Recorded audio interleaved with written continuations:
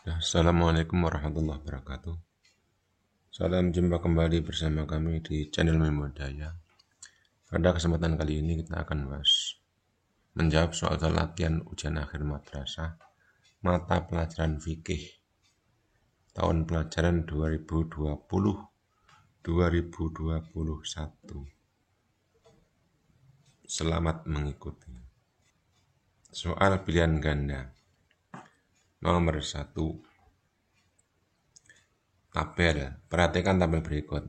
1 fakir, 2 gharim, 3 mu'alaf, 4 anak yatim, 5 orang tua renta. Dari tabel di atas yang merupakan golongan penerima zakat berdasarkan surah At-Taubah ayat 60 adalah A. 134, B. 145, C. 234, D. 123. Berdasarkan surat Taubah, mustahik, innamas shadaqatu lil fuqara, dan seterusnya. Berarti nomor 1 yang tepat adalah fakir, gharim, mu'alaf. 1, 2, 3. Nah, berarti yang D. Yang D.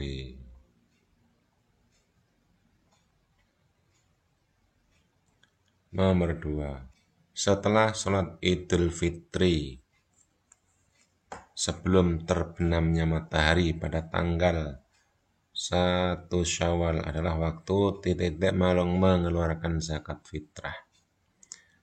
Pada sholat Idul Fitri sampai sore, hukumnya adalah mengeluarkan zakat fitrah makruh.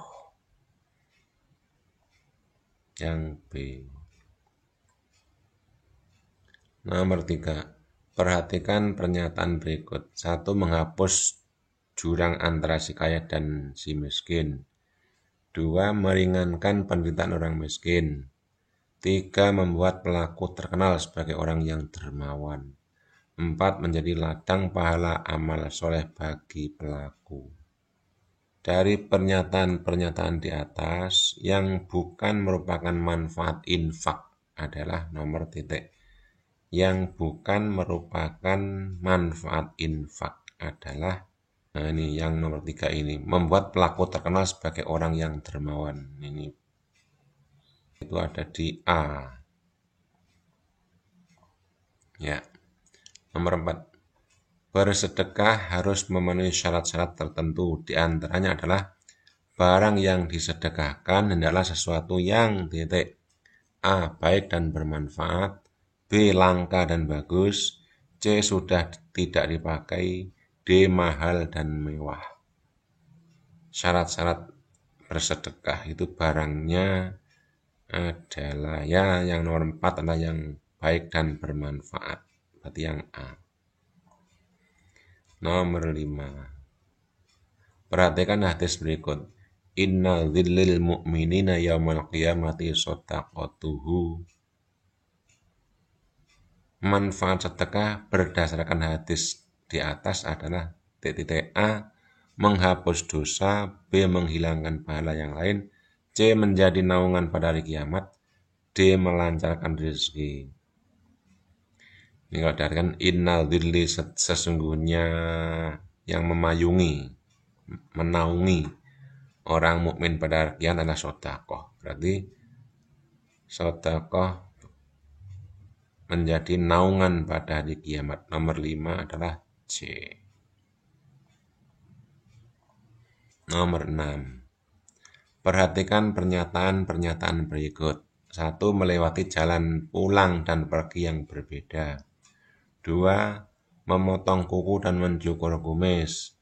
3. Bertakbir dari rumah menuju tempat sholat. 4. Tidak makan dan minum sebelum berangkat ke tempat sholat. Dari pernyataan di atas, yang merupakan sunnah pada hari raya Idul Fitri adalah nomor titik yang sunnah. Yang sunnahnya Idul Fitri itu adalah nih 1 masuk sunnah. Kalau memotong kuku dan mencukur kumis bukan termasuk sunnahnya Idul Fitri, sunnah Jumat ini. Yang 3, bertakbir dari rumah menuju tempat sholat. Betul, cocok. Nomor 4 tidak makan dan minum. Oh enggak, ini berarti nomor 6 yang betul adalah nomor 1 dan nomor 3. Berarti yang D. Ya. Nomor 7. Man qara'a suratal kahfi lailatal jumu'ati adha'a lahu minan nuri fima bainahu wa bainal baitil atiq.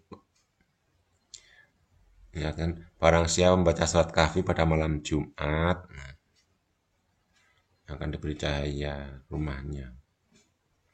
Berdasarkan hadis di atas merupakan sunat pada hari Jumat adalah A. Membaca surat kahfi, B. Menyegerakan ke masjid, C. Memperbanyak sholawat Nabi, D. Memperbanyak doa di hari Jumat.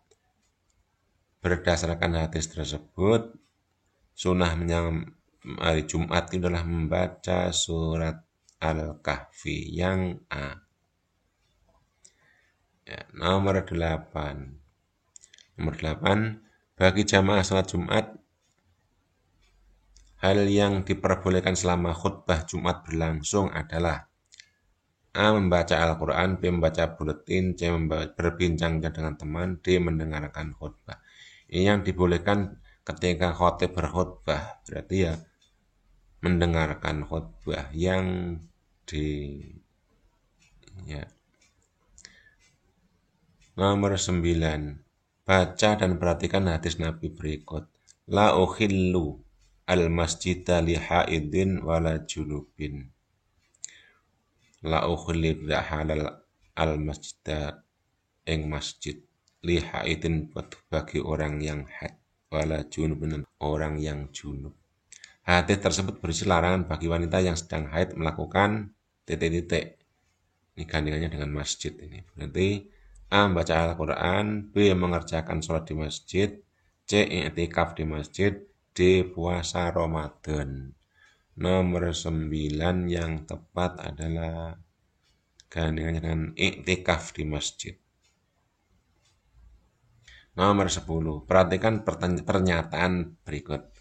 1. Mengalami haid, 2. Berkhitan, 3. Mengalami ikhtilam. Ikhtilam itu mimpi ya. Mimpi basah. 4. Tumbuh bulu di sekitar kemaluan.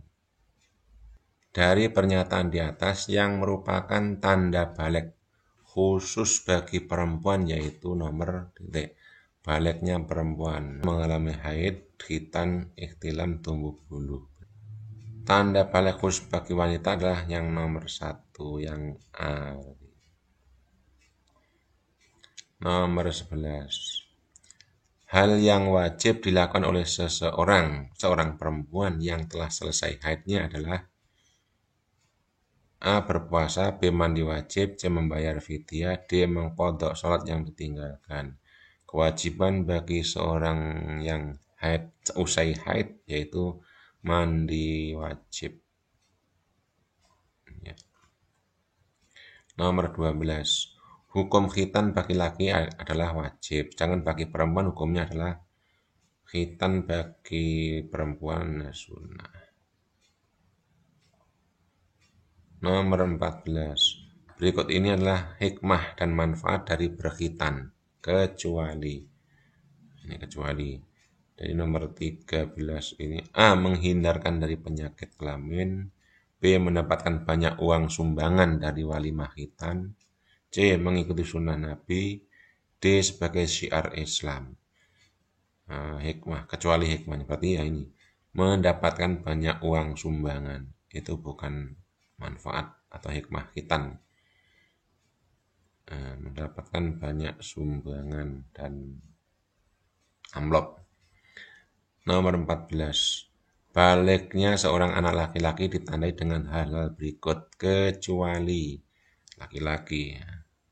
A. Mengalami haid, B. Mimpi basah, C. Berusia 15 tahun, D. Tumbuh bulu pada kemaluan. Jadi bagi laki-laki itu kecuali haid. Nah, laki-laki kan nggak haid. 14 yang A. 15. Perhatikan pernyataan berikut. 1. Domba minimal berumur 1 tahun atau lebih. 2. Kambing minimal berumur 1 tahun atau lebih. 3. Sapi minimal berumur 2 tahun atau lebih. 4. Unta minimal berumur 3 tahun atau lebih. Dari pernyataan di atas, ketentuan hewan kurban yang benar ditunjukkan oleh nomor titik-titik A13, B14, C23, D34. Nomor 15 untuk hewan kurban itu ditentukan ya 1 betul, domba minimal 1 tahun, sapi juga minimal penuh 2 tahun, iya, kambing ya ini satu, ada 1 dan 3. 1, 3 adalah yang A. Nomor 16. Kurban adalah ibadah yang banyak memiliki hikmah dan manfaat. Di antara hikmah dan manfaat menunaikan ibadah kurban adalah sebagai berikut, kecuali A. Wujud rasa syukur kepada Allah. B. Sebagai tolak ukur kemampuan seseorang.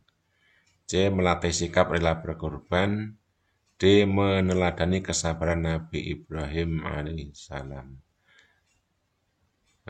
Ini hikmah manfaat kurban, tapi kecuali nomor 16 adalah sebagai tolak ukur kemampuan seseorang. Enggak ada hubungannya ini. Kecuali yang ini. Nomor 17. Rukun yang membedakan antara ibadah umroh dan haji adalah A. Ikhram, B. Tawaf, C. Wukuf, D. Sa'i. Karena di kedua ibadah tersebut sama-sama haji, umroh ya sama-sama ikhram, ya sama-sama tawaf. Tapi kalau umroh itu tidak wukuf. Jadi nomor 17 adalah yang C. Nomor 18. Urutan pelaksanaan haji yang pertama adalah A. Wukuf di Arafah, B. Melempar jumrah Aqabah, C. Ikhram dari miqat, D. Tahallul. Urutannya berarti dari ikhram, yang C. Ikhram dari miqat. Ya. 19. Melakukan ibadah umroh yang pahalanya sama dengan melakukan ibadah haji adalah ibadah umroh yang dikerjakan pada bulan titik. A. Syawal, B. Dzulhijjah, C. Ramadan, D. Sya'ban. Nomor 19. Yang umroh itu sama dengan ibadah haji, pahalanya adalah umroh di bulan Ramadan. Nomor 20. Perhatikan pernyataan-pernyataan berikut. 1. Menyehatkan badan. 2. Memperoleh murka Allah. 3. Menyuburkan sifat-sifat syaitoniyah. 4. Mendapatkan pahala dari Allah. Dari pernyataan di atas, yang merupakan akibat dari mengonsumsi makanan haram adalah nomor titik. A13, B23, C13, D34. Dampak dari mengonsumsi makanan haram itu adalah 2 positif, 3 menyuburkan. Ya, 2 dan 3. Mana? 2 dan 3. Nomor 20 adalah yang B. Nomor 21. Perhatikan pernyataan berikut ini. 1. Semua makanan yang tidak kotor dan tidak menjijikkan. 2. Semua makanan yang dibuat sendiri. 3. Semua makanan yang memberikan mudarat. 4. Semua makanan yang tidak memakai penyedap rasa. Dari pernyataan-pernyataan tersebut, yang merupakan ketentuan dari makanan halal, ditunjukkan nomor titik-titik. Makanan halal itu adalah semua makanan yang tidak kotor dan tidak menjijikkan, itu halal. 1 tuh. Berarti nomor 21 yang A. Nomor 22. Makanan halal adalah makanan yang diperbolehkan oleh Allah untuk dikonsumsi manusia. Makanan halal memiliki banyak manfaat. Salah satunya adalah A. Menghindarkan kita dari ridho Allah. B. Menuntun pada keburukan. C. Menjaga akhlak dan perilaku kita. D. Menyuburkan sifat-sifat tercela dalam diri. Nomor 22. manfaat makanan halal. Jadi menjaga akhlak dan perilaku. Ya, yang C. Nomor 23. Kullu muskirin khamrun wa kullu khamrin haram. Kalau diartikan segala sesuatu yang memabukkan adalah khamar dan setiap khamar adalah haram. Hadis di atas adalah dalil pengharaman A. Daging babi, B. Makanan basi, C. Minuman mahal, D. Khamr. Nomor 23 adalah khamr. 24. Jus buah yang bercampur dengan khamr dalam jumlah yang sangat sedikit hukumnya haram untuk dikonsumsi. Karena A. Khamr hukumnya tetap haram meskipun dalam jumlah sedikit. B. Harganya menjadi mahal karena bercampur khamr. C. Rasanya menjadi tidak enak. D. Tidak menghilangkan rasa haus. Kaitannya dengan khamr walaupun sedikit adalah haram. Walaupun setetes campurkan ke jusnya jadi haram juga. Maka jawaban yang tepat yang A. Khamr hukumnya tetap haram meskipun dalam jumlah sedikit. Nomor 25. Perhatikan tabel berikut. 1. Rica-rica daging anjing. 2. Sate ayam. 3. Gulai sapi yang dimasak dengan minyak babi. 4. Sup ayam dan sayuran. Dari tabel di atas yang merupakan contoh makanan yang tergolong haram sababi adalah nomor titik. Haram sabab itu haram yang karena sebab. Aslinya bandanya halal, tapi karena sebab-sebab tertentu menjadi haram. Namanya haram sababi. Karena itu pilihannya A4, B3, C2, D1. Haram sababi yang lebih tepat adalah yang ini. Gulai sapi yang dimasak dengan minyak babi. Aslinya gulai sapi halal. Karena dimasak dengan minyak babi menjadi haram. Ini haram sababi. Berarti nomor 25 adalah yang B. Perhatikan ayat berikut. Uhilla lakum syaidul bahri wa ta'amuhu mata'an lakum. Dihalalkan bagi kamu itu urip-uripan di laut untuk makannya. Jenis hewan yang halal dimakan berdasarkan surah Al-Quran surah Al-Ma'idah ayat 96 di atas adalah A. Ikan, B. Hewan laut, C. Hewan ternak, D. Belalang. Syaidul bahri, urip-uripan laut. Ya hewan laut ini. 26 adalah hewan laut yang bravo. Nomor 27. Sapi Pak Diman mati karena keracunan. Melihat hal tersebut, sikap yang seharusnya dilakukan Pak Diman adalah A. Menyembelih sapinya lalu membagikannya pada tetangga. B. Menyembelih sapinya lalu dagingnya dijual ke pasar. C. Menguburkan sapinya dengan benar agar bangkainya tidak berbau. D. Menawarkan kepada tetangga yang ingin membeli sapinya tersebut. Tindakan Pak Diman mengatasi sapinya mati keracunan kan jadi bangkai. Yang tepat adalah menguburkan sapinya dengan benar. Karena sudah jadi bangkai. Nomor 28. Berikut ini merupakan rukun jual beli. Kecuali A. Ada penjual dan pembeli. B. Ada akad jual beli. C. Ada saksi. D. Ada barang yang diperjualbelikan. Nomor 28. Rukun jual beli. Kecualinya, yaitu ada saksi. Enggak perlu saksi hasilnya. Jadi yang jadi rukunnya ya ada penjual pembeli, ada akadnya, ada barangnya, itu rukunnya. Maka C tidak masuk. Banyak kecuali. Nomor 29. Perhatikan pernyataan-pernyataan berikut. 1. Barang yang diperjualbelikan harus berharga mahal. 2. Barang yang diperjualbelikan harus baru. 3. Barang yang diperjualbelikan harus suci. 4. Barang yang diperjualbelikan harus mewah. Dari pernyataan di atas, syarat barang yang diperjualbelikan yang benar adalah nomor titik-titik. Ini nggak harus mahal, satu tidak, barang harus baru tidak harus. 3, barangnya suci. Ini bisa. Barang yang harus mewah. Oke. Jawaban yang tepat nomor 29 untuk syarat barang yang diperjualbelikan yang benar adalah yang suci. Nomor 3. Berarti 29 adalah yang A. Nomor 30.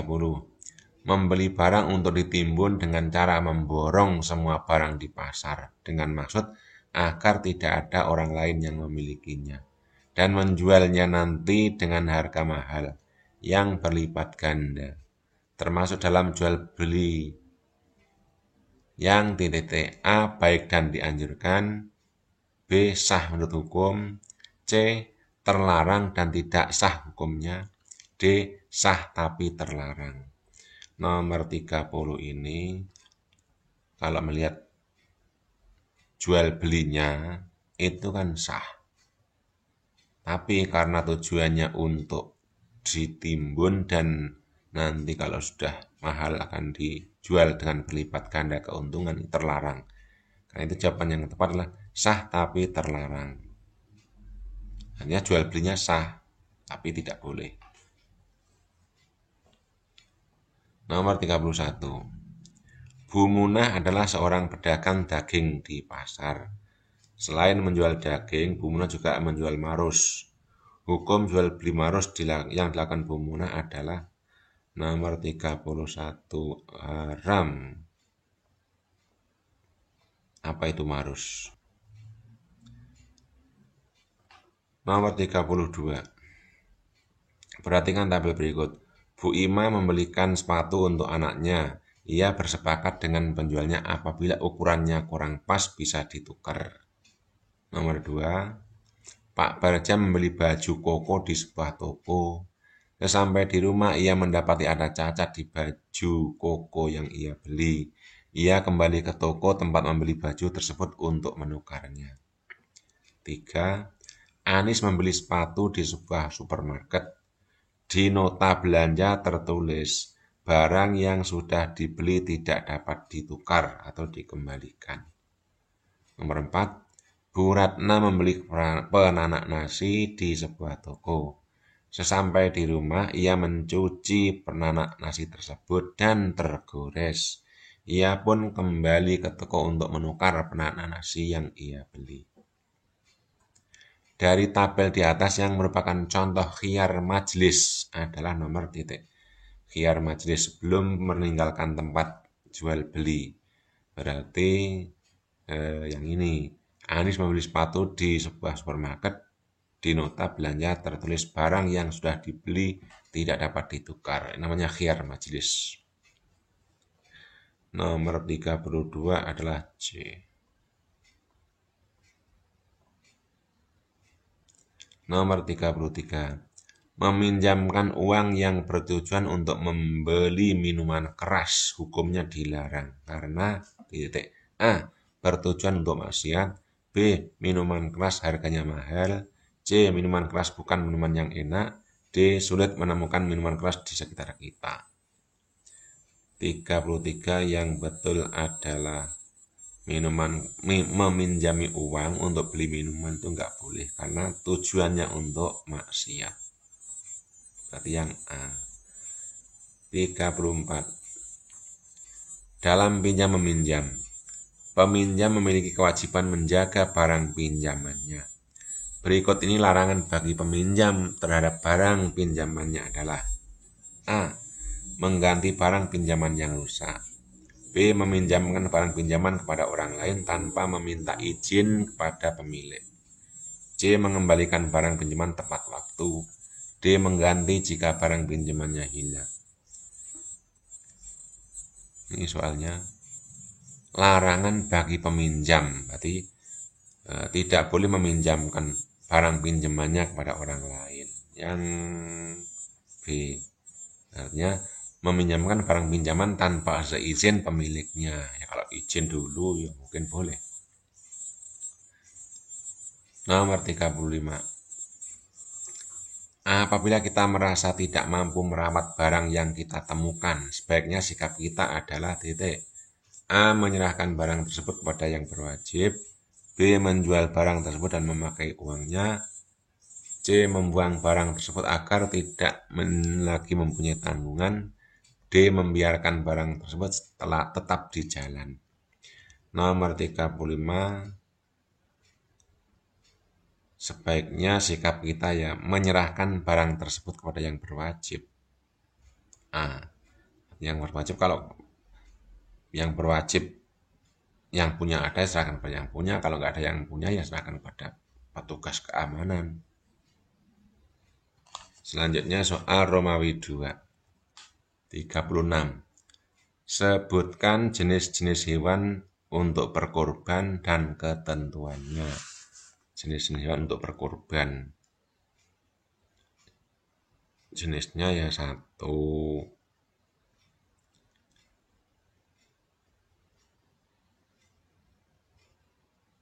Kambing. Kemudian sapi. Kerbau.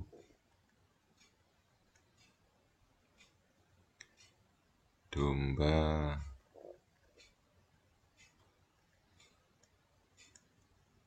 Unta.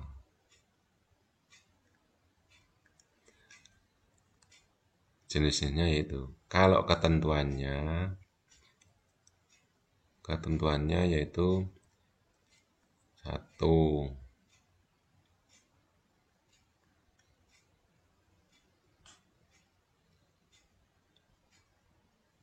Ya, ini aja. Ketentuannya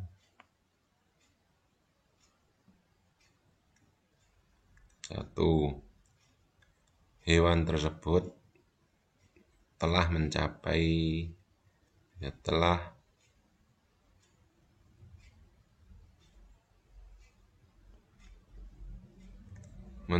umur.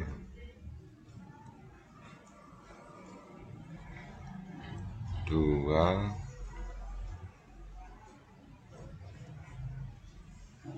Tidak sakit dan tidak kurus.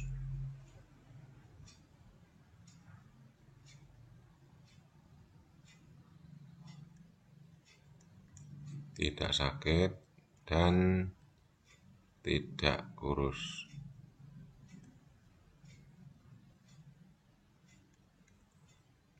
Yang ketiga, tidak cacat.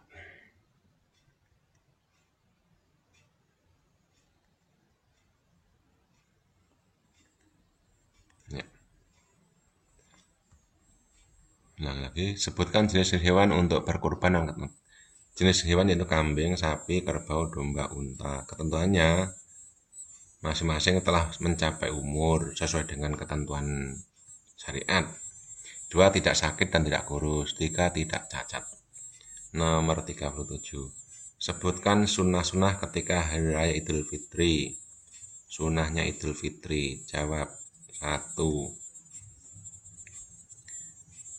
Diawali dari pagi hari, mandi.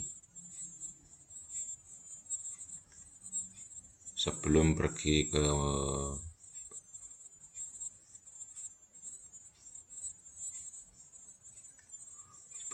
tempat sholat.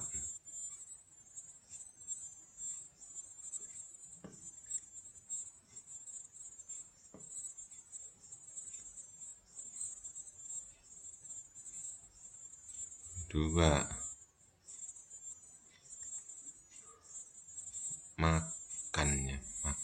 Makan sebelum pergi. 2. Makan pagi, sarapan lah, sebelum pergi sholat id.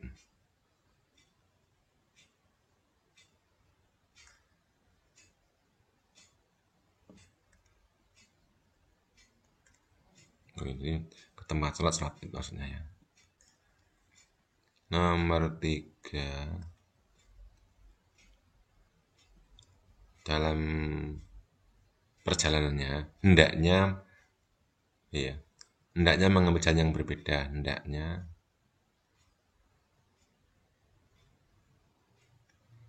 mengambil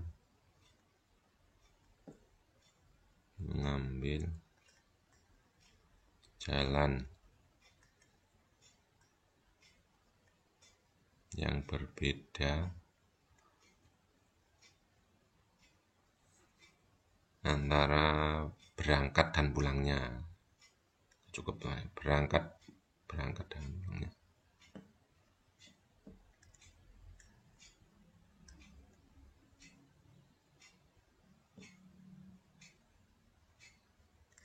Ya. Nomor 38. Ma quti'a minal bahimati wa hiya hayatun fahiya maitatun. Apa yang dipotong dari binatang dalam keadaan hidup, maka sesuatu tersebut adalah bangkai. Hadis riwayat Abu Dawud, At-Tirmidzi, dan Ibnu Majah. Pertanyaannya, jenis makanan haram apakah berdasarkan hadis di atas? Sebutkan contohnya. Makanan haram, jenis makanan haram yang dimaksud dalam hadis tersebut adalah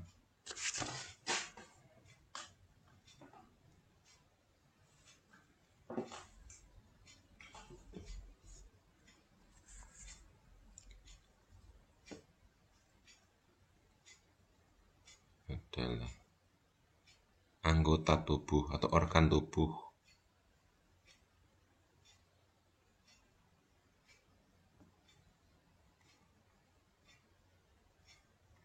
Organ tubuh hewan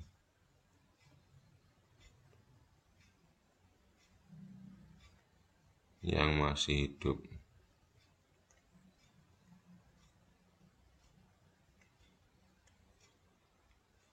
Itu hukumnya haram dimakan.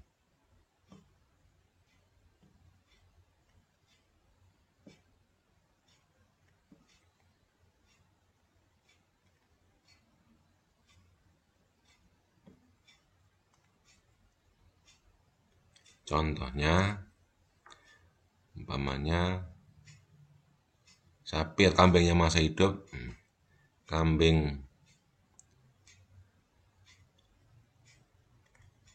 masih hidup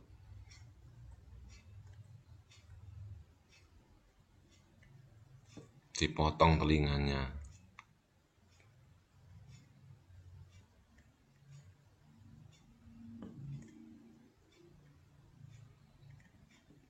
itu haram hukumnya. Atau mungkin ayam dipotong kakinya saja. Oke, contohnya ayam dipotong kakinya, ayam hidup nih, dipotong kakinya saja.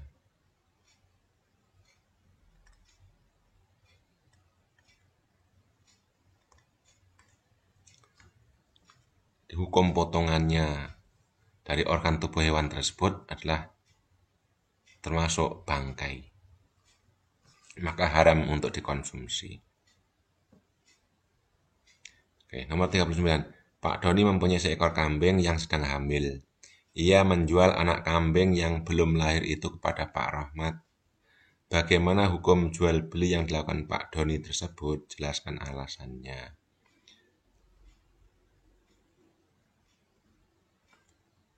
Oke. Hukum jual belinya nggak boleh, haram. Hukumnya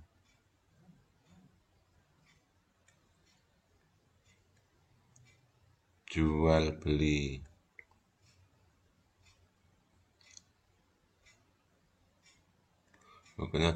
anak hewan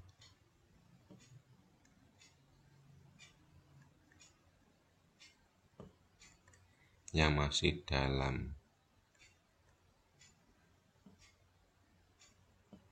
kandungan adalah haram.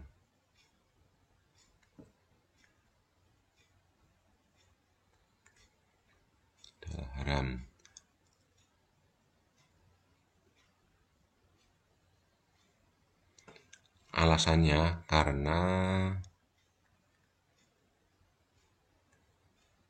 mengandung unsur ketidakpastian.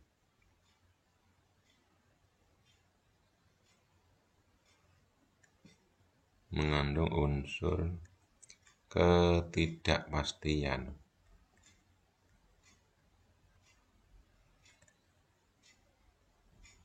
Mungkin bagus, mungkin tidak, mungkin bahkan keluarga mati dan sebagainya. Tidak pasti. Nah, itu sangat dimungkinkan menimbulkan kerugian salah satu pihak. Atau mungkin dihargai murah ternyata bagus, anaknya Getun yang punya.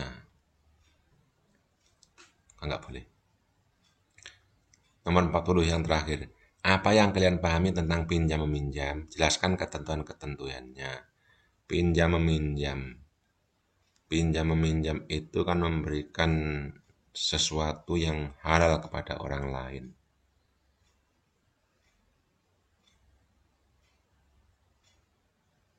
Pinjam meminjam yaitu memberikan sesuatu.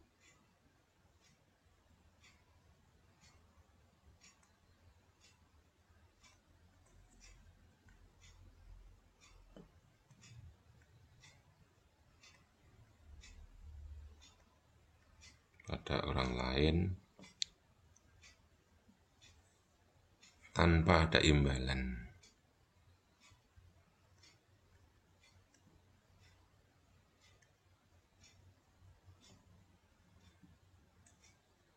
Ikhlas meminjamkannya. Ada imbalan untuk diambil manfaatnya. Untuk diambil manfaatnya.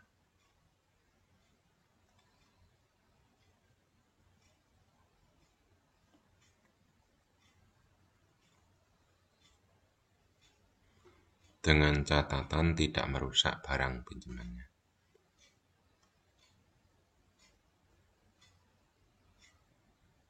Untuk diambil manfaatnya dan tidak merusak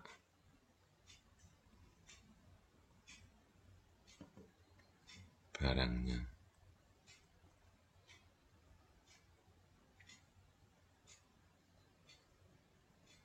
Artinya kalau meminjam harus jaga barang pinjamannya dan kembali dalam keadaan yang masih baik. Lalu jika rusak, kan ketentuannya jika rusak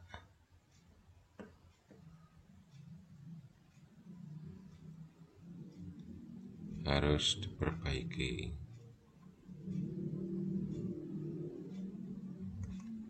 Oleh peminjam dulu.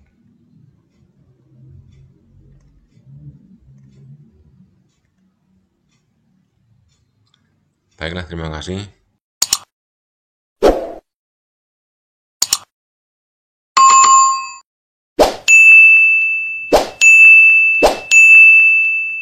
Assalamualaikum warahmatullahi wabarakatuh.